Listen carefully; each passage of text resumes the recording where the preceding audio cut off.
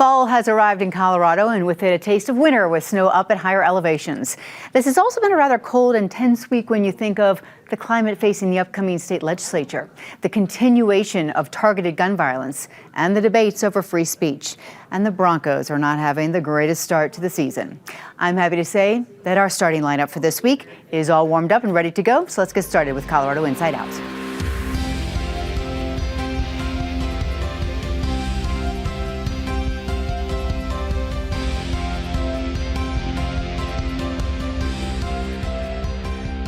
Hi, everyone. I'm Kyle Dyer. Let me get right to introducing you to this week's Insider panel. We start with Patty Calhoun, founder and editor of Westward. Alton Dillard, principal consultant at the Dillard Group, senior advisor to Rockford Gray, and political analyst at Denver 7. Alvina Vasquez, an advocacy leader in Denver and also member of the PBS 12 Community Advisory Board. And Christy Burton Brown, executive vice president at Advanced Colorado and former chair of the Colorado Republican Party. The ongoing budget crisis continues to just hover over Colorado. Last week, we discussed what local governments are dealing with right now. When it comes to the statewide level, it's becoming very clear that state lawmakers need to make even more cuts to spending beyond what was done in the regular session and then the special session we just had. There's also no time to waste to get vacancies filled for the positions of some of the leaders who have quit, most recently calling it a toxic environment inside the state capitol, Patty. And of course, then we also have the possible government shutdown on the federal level. Right. While we wait to see what is going on in Washington, D.C., presumably we won't jinx everything and make them come to a decision while we're filming right now, but we're still playing brinksmanship there. It's no surprise that the toxic environment in D.C. has spread around the country and that we see it at the Colorado legislature. Tensions are high for a variety of reasons, not just because budgets are tight, but philosophies are so far apart. I'll say the Colorado Republicans worked fast with their vacancy committee to put in, I think it looks like a really interesting person, Ava Flanell, hasn't been in public life before, owns a gun shop. She'll bring an interesting voice to the group. Let's hope she leaves her gun behind, unlike some previous representatives. But we need to have a civility course there. They don't have to pay for it. We would be happy to go over from Channel 12, since we are all civil on this show, and say you can disagree, but you can still get along. And they are going to have to get along if they're going to do this very, very tough budget cutting. You're right, and I'm game for that. All right, Alton. Yeah, it is going to be an interesting budget year because remember, one of the things we've talked about at this table was the focus on what was going to happen in 2026. But these cuts are just really sort of scraping the surface because this budgetary situation is remaining as is. So even this next session is probably even going to be more challenging. So I've been talking to people who play in the legislative space, and they're like, you know what? Budget's probably going to take up 80% of the oxygen under the dome next year, so people are really having to be strategic as far as what other types of bills are run. Now, as far as the toxic environment, I have a prediction that, day one and day two, there'll be some minor kumbaya moments, and then the first time that someone reaches across the aisle, then they're going to start taking fire from the left, or the first time someone in the conservative caucus doesn't get their way, and then it's going to get personal and jump into ad hominem attacks. And so even though it's a utopian dream of mine, I'm hoping post-Kirk that the temperature comes down a little bit. Okay. Alvina. It's really quick for folks. I feel like there's this attitude of it's really quick to be the first one to say the meanest thing, to make headlines, to get clickbait, to get your face, in front of people. But who's going to be the first one to try to get along with folks, get things done, stop with the censures and the resolutions that aren't impacting people, like budget cuts, like food for kids, like our public education system? Those are the things that matter. These censorships, these resolutions, they're a waste of time. They're hurtful. They're only positioning to hurt other people, to create more divides. It's not getting our state anywhere closer to being what we want to be, this utopian where we are a community. We do have common values. Christy and I were just talking about our kids and their education, and there are things about us that are in common, and we have to get back to that place. Mm-hmm. Christy? Well, and I'd say when I serve on the State Board of Education, like there's a split between Democrats and Republicans there, and I really feel like we found a way as a body to have civil discourse and civil disagreements and even vote the same way for different reasons, but because we do care about things like kids and education. So I do wish the legislature would maybe take a page out of other government bodies and stop having such a toxic environment. It's possible to get along even if you disagree. And I do think it's interesting, it wasn't just the recent Republican resignations, but also Democrat resignations where they've also cited a toxic environment. So that is, I would say, particularly disturbing when it's your own side. Like they're the leaders at the Capitol and their own side is saying there's a toxic environment created by leadership there. So definitely some evaluations need to happen. I think when you look at the budget, absolutely going to be the topic going into next session. I went to a town hall by a state rep who lives near me, Bob Marshall, Democrat who represents Highlands Ranch. And he said, he didn't really like the Republican accusations. There's a lot of overspending, but he said, but we have misbudgeted. And I think that's a really interesting admission from the Democrat side. Like whether you want to call it overspending or misbudgeting, basically it's committing money you don't have to projects you can't fund. And that is what's been going on for years at the legislature. They're going to have to make some hard cuts, and it's like whether they like it or not, it's going to happen. Okay, all right. Following the shooting at an ICE detention center in Dallas, in which 3 detainees were shot by a sniper, anti-ICE language was found written on ammunition left behind by the gunman who took his own life, and one of the victims died instantly. Just 1 month ago, that same facility was the target of a bomb threat on top of the regular protests, which are also taking place at the Aurora facility. But again, protests. We don't want any more violence. But Alton, ICE is looking to open more ICE detention facilities within Colorado. And we don't really know much about what is planned for, let's say, what's going to happen in Hudson or Walsenburg. Yeah, they have at the ICE level, I've seen sort of a lack of transparency about a lot of the things that they do. You know, whether it's their reaction to unplanned visits by members of our congressional delegation or anything in between there. But you also have to be honest about one thing as far as Colorado, and especially rural Colorado, there is such thing as a prison industrial complex. Prisons are job and economic drivers in a lot of the state. And so that's one of those sort of uncomfortable truths. And so when it comes to the whole ICE thing, if there was a little more transparency about, okay, this is the when we're going to pop up a place here, or this is the how we're going to do it, it'd be probably a slightly different discussion. And then also on the subject of ICE, you know, there's been some back and forth regarding the commercials that are airing, trying to recruit law enforcement, but also keep in mind that I've seen the similar kind of recruitment going on from like the Wyoming State Patrol saying, hey, if you want to get out of a state that doesn't enforce laws, come join us. Alvina? I mean, kind of going back to my last point is where's the humanity? Why are immigrants not allowed to be humans and exist in this world? Why are they victims of violence by our own government? Why does this country continue to separate families? They did it to black young men, black Latinos in the 80s about, the drug war. Now it's immigration. We had Ronald Reagan, who I don't agree with him on a lot, but he saw the humanity. He created an amnesty program to build our economy on people working, not imprisoning them. There's a difference of how you invest in people and community, and it's disappointing to see that this is happening, and it continues to happen. We don't learn from it, and we keep doing it. So I'd say the overarching issue when you talk about ICE, people forget that ICE is actually a division of the Department of Homeland Security. They are tasked with keeping Americans safe. And one thing that's popular actually across the political aisle, not when you're talking about who's elected, but when you're talking about people in the streets, people who vote, is keeping our border safe. This is something the Trump administration and ICE is really working on, is keeping our border safe, closing our border. And I think the reason that we want to do this is we're blocking the criminals who are trying to come into our nation. Human traffickers who prey on children, who are actually the people who are separating children from families and bringing them across the border and misusing them and abusing them in horrible ways. Those people should be stopped from crossing our border. All the gangs that have committed tons of violence in America that have come across the border illegally and were not deported by the Biden administration. So I think ICE has a lot of catch-up work to do. I absolutely believe the focus should be on those violent criminals, those repeat felons. Those are the ones we should be deporting. Those are the ones who should be in the facilities. But I do think often some on the left love to focus on who shouldn't be in these facilities instead of who absolutely should be, and the successes in who is being deported right now and absolutely should be to make our nation, our communities safer. I think we can agree that there's some people who absolutely shouldn't be let in this country. If they came in this country, they should be sent back if they're caught.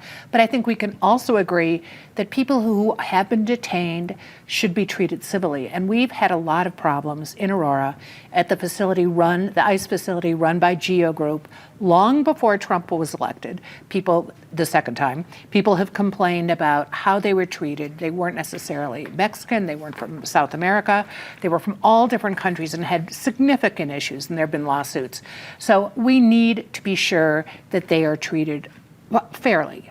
The ICE ads are the things that really get me. You've seen them, you saw them in Maryland, but when you suddenly heard this nasty, deep, intoned voice and saw pictures of Denver, and it was directly addressed to Denver, it was a little much. And I loved Chief Thomas, who responded when Axios asked him about it and just pointed out how much more people get paid on the Denver police force when they had said it was such a bad place and such a bad law enforcement authority. So good for Chief Thomas coming out.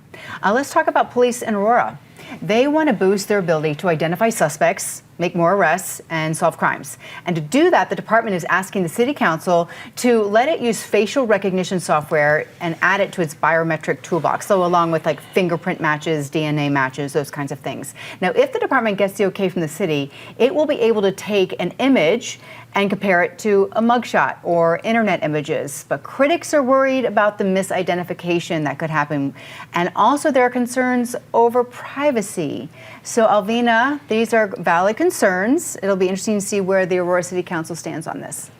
You know, at a time when the Supreme Court said anybody who looks brown or has an accent is probably undocumented and not allowed to be here, to add this element of inserting themselves into people's daily lives is very dangerous. People of color, I mean, even when, there's automatic lights in a building for Black and brown people, the lights don't turn on for us. Like, the technology is not there. To be specific, it's going to be more mistakes, it's going to be more imprisonments, it's going to be a waste of taxpayer dollars. And it's not the way to go.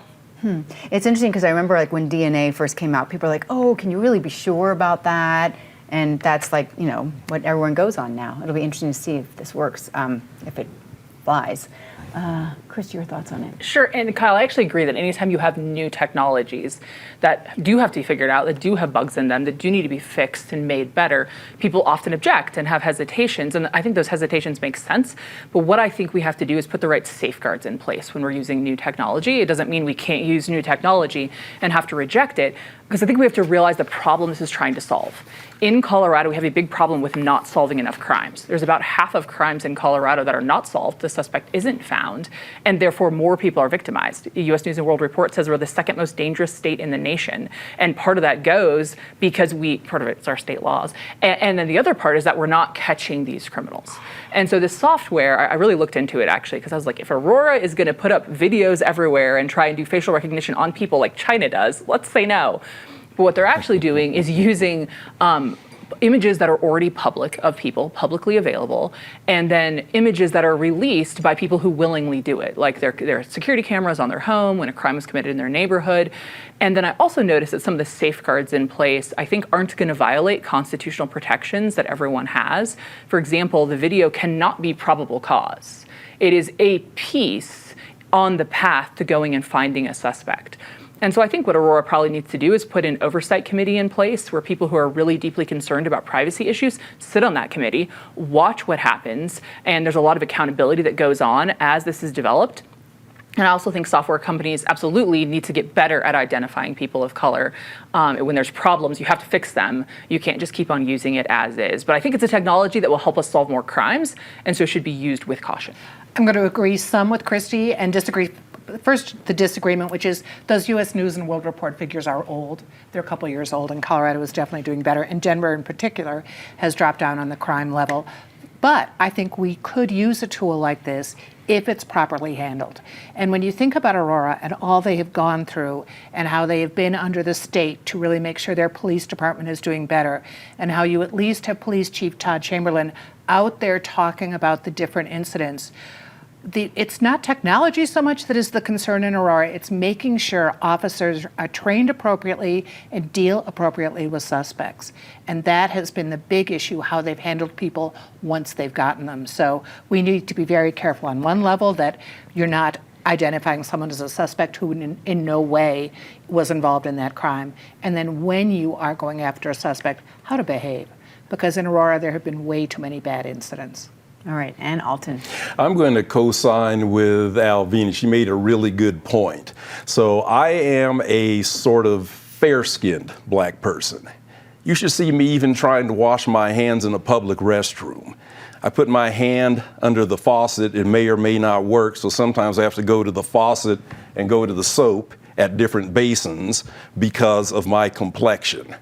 And when it comes to Aurora, Aurora's under a consent decree for a reason. So to echo a couple of Patty's points, they definitely need to do a bit better job of dealing with suspects. So technology is great, but I also think that Aurora needs to go back to basics. Let's try to start with not shooting unarmed black men. Let's try to have that as a baseline, and then we can work on the technology and those issues. And also, there have been instances of misidentification. So I would rather Aurora concentrate on the basics of policing, and then we can start adding technology as layers on top of that. Okay, all right.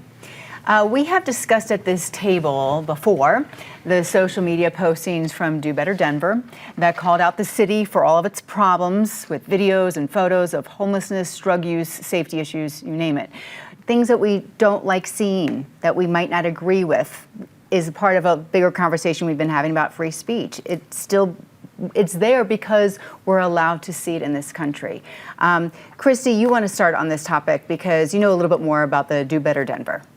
Sure, and I think Do Better Denver account was another person stepping out of the political space, most likely because of the divisive and dangerous nature of politics right now. And, you know, as someone with a family myself, like I can understand why people make that choice and just say, maybe the calculus is it's not worth it anymore. Now, I would be on the other side myself and say you have to have someone speaking out on issues. So it's going to be someone with a family. It's going to be someone who's concerned for their safety. And if we really want to continue to change things, I think, you know, we need some people at least to be willing to be in there for the long game. No, and there is personal cost. Obviously, we saw that highlighted with Charlie Kirk's assassination. The personal cost can be very high, very deep, and perhaps more than some people are willing to pay. But I think when we look at the underlying free speech issue in our nation, one thing that I think a lot of people need to be clear on, and as a constitutional attorney, I really care about this, you don't have free speech rights against other people. You don't have free speech rights against the Denver Post. You don't have them against the Do Better Denver account. You don't have them against ABC. Like, you have them against the government. And so if the government comes in and tries to limit your speech or conducts viewpoint discrimination, that is a violation of your free speech rights. But if you're hired by someone, if the media doesn't like what you do and they come out and expose it, like that's not a violation of your free speech rights. And instead, it's a calculation of, do I believe so much in exercising my free speech rights that I'm willing to pay private consequences? Sometimes that happens. Sometimes we're asked to do that. And I think you can see so many leaders throughout America's history, civil rights leaders, people who fought for equality, who were willing to pay the cost. And I'm not faulting anyone who isn't, but I'm saying that's the calculation that anyone has to make in today's society is, can you stand out there, pay the cost, and tone down the temperature as you stand for what you believe? So I have one very specific objection to Do Better Denver, which was it didn't give context. So if they were taking a picture of someone who was having a breakdown in the middle of the street, it might be, oh, look at this drunk.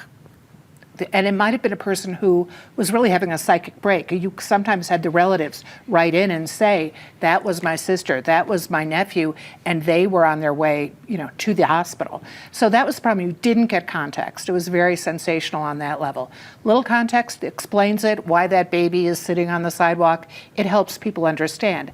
And on top of it, it's really necessary when no one is being held accountable. You can't call the person or email the person who's putting up that post and say, well, you need to know more about this. So we all sit here and we say things, and you know who we are, and you know how to reach us. And I think that's always something a media outlet should have. And clearly Do Better Denver, although not a traditional newspaper, was a media outlet. Mm-hmm. Alton. Yeah, when it comes to Do Better Denver, there were always two schools of thought. There was one side that said, well, you're, exploiting people in crisis. And then there's the people who think a little more like I do as far as shining a light on what is a definite problem. I just came to the studio today down Broadway past the old Channel 7 building, and there's a fentanyl cap there. Unless they're recycling aluminum foil, it's a fentanyl cap. And there was a lady with a stroller crossing the street, the distance from you to I, Kyle. And so that's why I never had any issues with Do Better Denver. Sometimes you have to be willing to take that unvarnished look.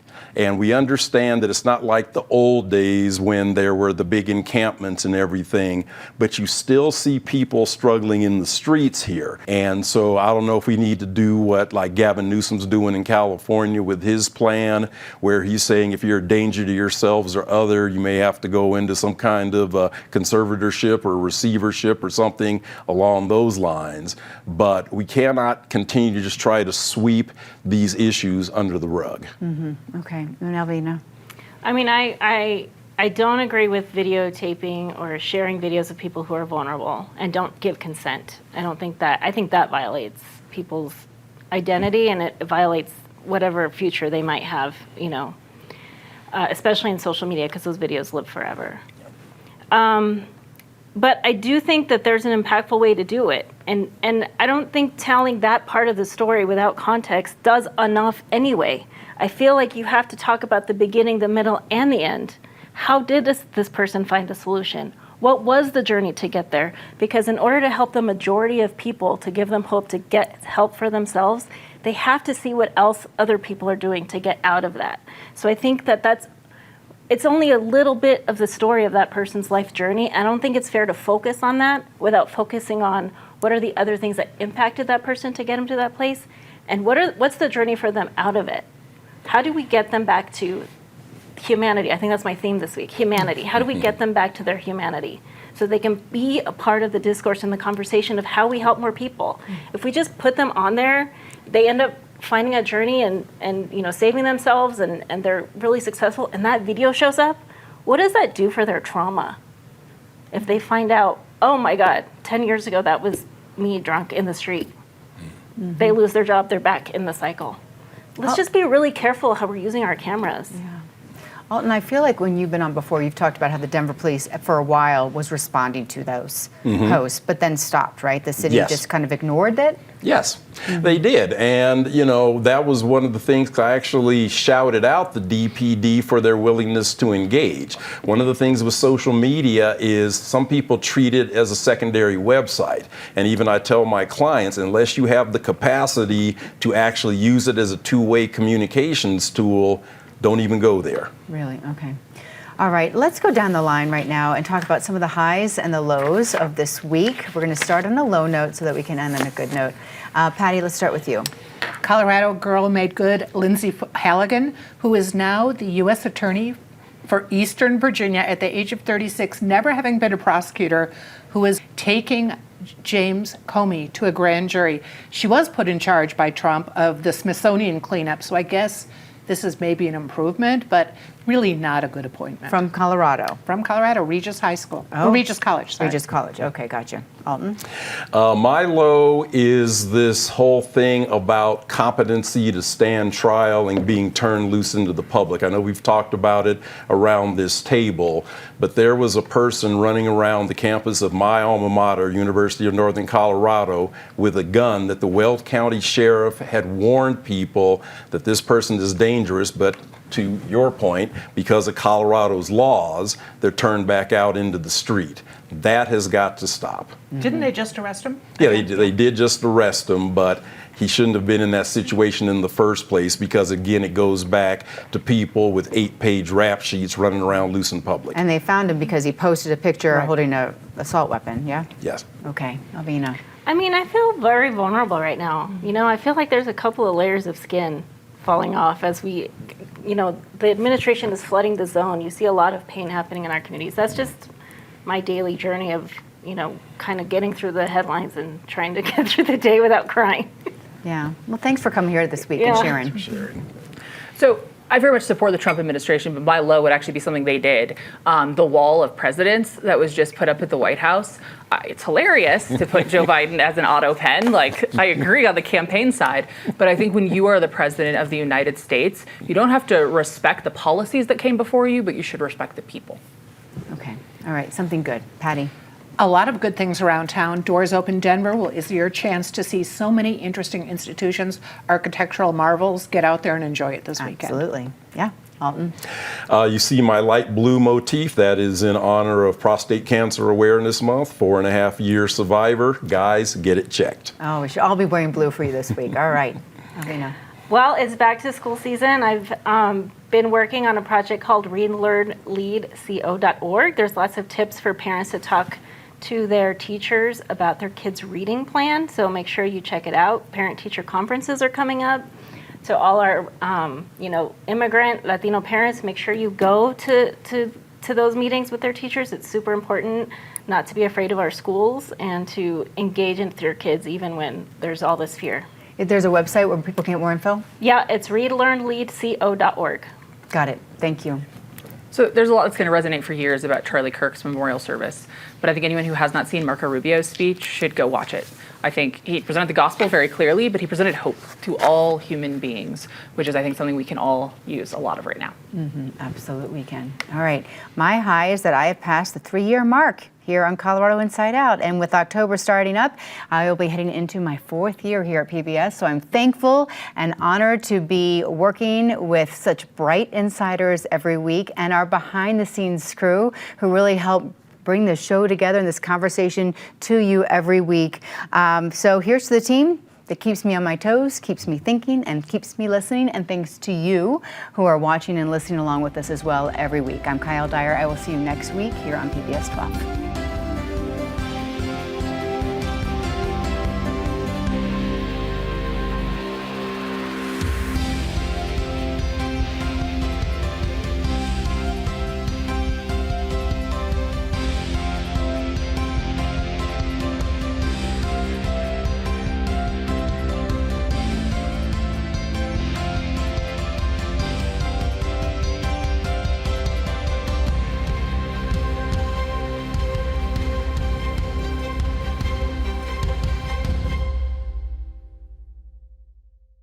PBS 12 believes in the power of original, local programming. Help us bring more shows, like the one you just watched, by donating at pbs12.org/program support today.